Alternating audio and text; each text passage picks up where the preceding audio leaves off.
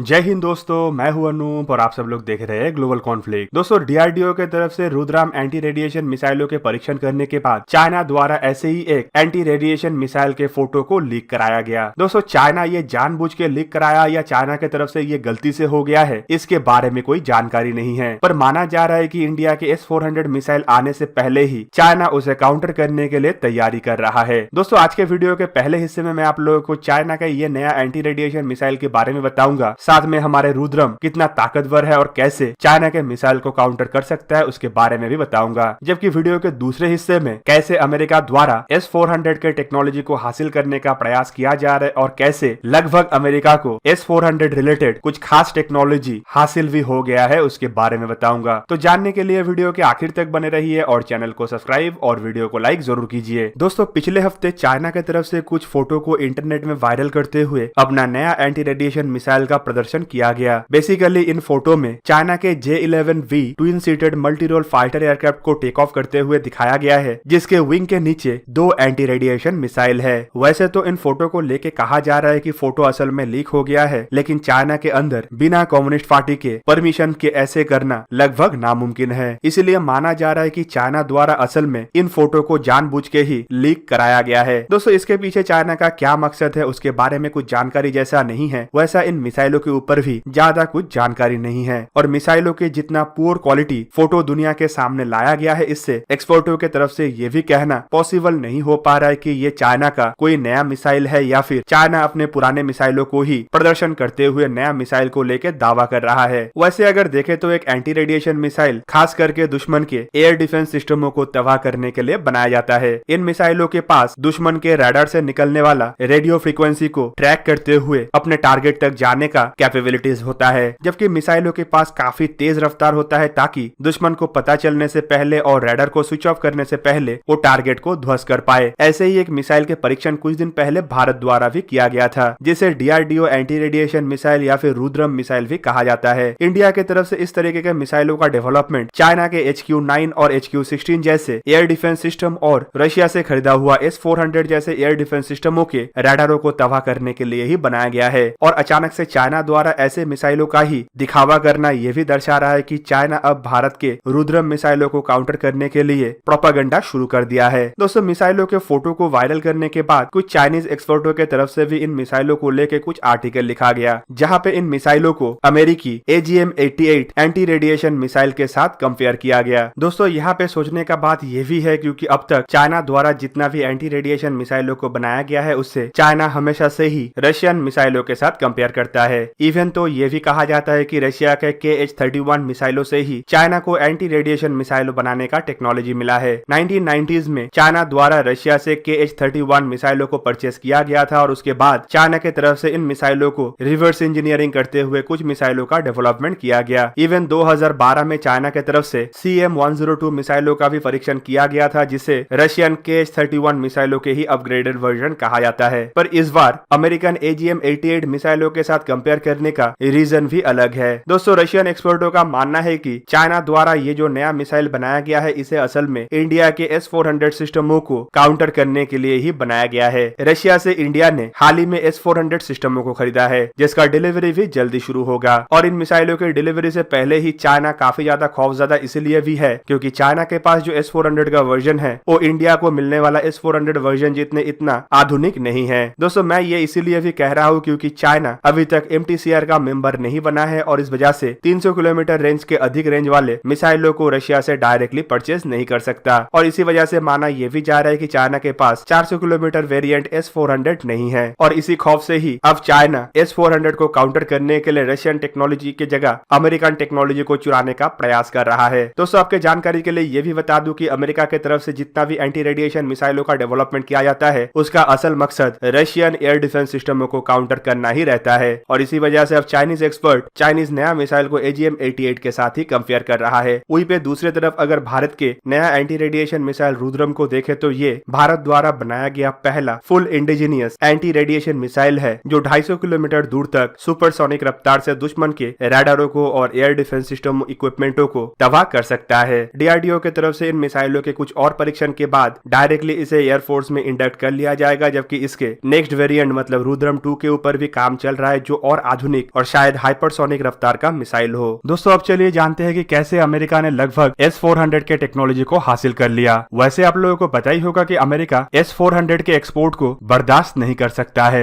Even कोई भी देश की तरफ से अगर रशिया से S-400 सिस्टमों को खरीदने का प्रयास किया जाता है तो अमेरिका उन देशों के ऊपर सैंक्शन लगाने का धमकी भी देता है, और कुछ देशों के ऊपर अमेरिका तो सैंक्शन लगा भी चुका है। पर अमेरिका के ये सैंक्शन लगाने के पीछे असल मकसद है S-400 के कैपेबिलिटीज। माना जाता है कि S-400 दुनिया का एकमात्र ऐसे सरफेस टू एयर मिसाइल है जो अमेरिका के स्टेल्थ फाइटर एयरक्राफ्ट मतलब F-22 और F-35 एयरक्राफ्टों को भी मार गिरा सकता है। और दोस्तों यही कारण है जो आने वाले समय में अमेरिका के F-35 को काफी ज्यादा मुश्किल में भी डाल सकता है। अमेरिका द्वारा F-35 एयरक्राफ्टों को कई देशों में एक्सपोर्ट भी किया गया है और रशिया उन देशों के दुश्मन देशों में S-400 जैसे मिसाइलों का एक्सपोर्ट भी कर रहा है। ऐसे मौके में अगर S-400 का टेक्नोलॉजी अमेरिका के हाथ में आ जाए तो अमेरिका इन मिसाइलों से अपने F-35 एयरक्राफ्टों को बचाने में सक्षम भी होगा और नया टेक्नोलॉजी के ऊपर रिसर्च करते हुए F-35 को और आधुनिक और स्टेल्थी बना पाएगा। दोस्तों अमेरिका की तरफ से कई बार प्रयास किया गया है कि कैसे भी करके S-400 को हासिल किया जाए और अमेरिका द्वारा टर्की को भी ऐसा ही पेशकश किया गया था। पर S-400 नहीं तो कम से कम S-300 अमेरिका अगर हासिल कर पाए तो पूरा नहीं तो थोड़ा बहुत सक्सेस अमेरिका को मिल जाएगा। और इसी कड़ी में अब सुनने को आ रहा है कि यूक्रेन द्वारा अपने S-300 के बेड़े में से कुछ मिसाइलों को अमेरिका को बेचा जा सकता है। दोस्तों सोवियत यूनियन टूटने के बाद सोवियत यूनियन से निकलने वाले सबसे बड़े देशों में रशिया और यूक्रेन शामिल है और सोवियत यूनियन के ज्यादातर हथियार इन दोनों देशों में ही बांटा गया। पर बाकी देशों की तरह सोवियत यूनियन के इन दोनों देशों में इतना खास दोस्ती नहीं, बल्कि क्राइमिया क्राइसिस के बाद दोनों देशों के बीच में दुश्मनी काफी गुना बढ़ चुका है और इस मौके का फायदा उठा के अमेरिका द्वारा अब S-400 और S-300 को क्रैक डाउन करने का कोशिश किया जा रहा है। दोस्तों कुछ मीडिया रिपोर्टों में बताया जा रहा है कि यूक्रेन और अमेरिका के बीच में एक समझौता हो चुका है जिसके तहत यूक्रेन द्वारा S-300 में इस्तेमाल होने वाले रडार मतलब 36D6 M11 3D सिस्टमों को बेचा जा सकता है। पर इन रिपोर्टों में खुलासा नहीं किया गया है कि यूक्रेन कितने ऐसे सिस्टमों को अमेरिका को बेचेगा। दोस्तों इस तरीके का डिसीजन लेने के बाद रशिया के द्वारा भी ऑब्जेक्शन किया जा सकता है, लेकिन शायद रशिया इस बार यूक्रेन को ऐसे बड़े डिसीजन लेने से रोक ना पाए। इवन आपके जानकारी के लिए मैं ये भी बता दूं कि ये S-300 सिस्टम के इक्विपमेंट हो सकता है, लेकिन इससे भी S-400 के ऊपर काफी बड़ा असर पड़ सकता है और इसका असल रीजन रशिया द्वारा S-400 को S-300 के बेस पे ही डिजाइन किया गया है और दोनों सिस्टमों में बहुत सारे इक्विपमेंट काफी सिमिलर है, खास करके रडार का टेक्नोलॉजी और सिस्टमों में इस्तेमाल होने वाले कुछ मिसाइल। अमेरिका को इससे काफी बड़ा फायदा तो नहीं लेकिन थोड़ा बहुत फायदा जरूर मिलेगा,